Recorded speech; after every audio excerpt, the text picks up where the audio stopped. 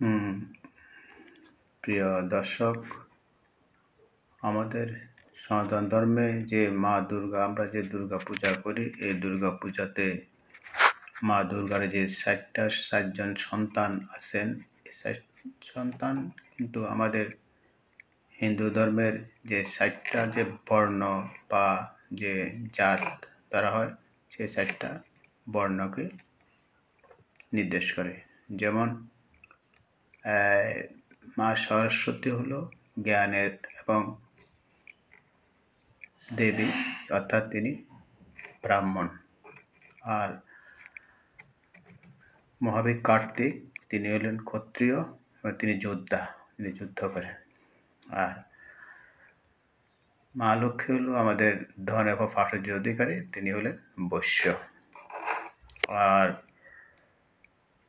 গণেশ হলেন আমাদের শূদ্র, কারণ তিনি বিভিন্ন পূজা পার্বণ বা বিভিন্নভাবে করেন। আমাদের দর্শক বা আমাদের যে শূদ্রতে যে সমস্ত গুণাগুণ, আমাদের এই গণেশের নিকটে সেরকম গুণাগুণের অধিকারী।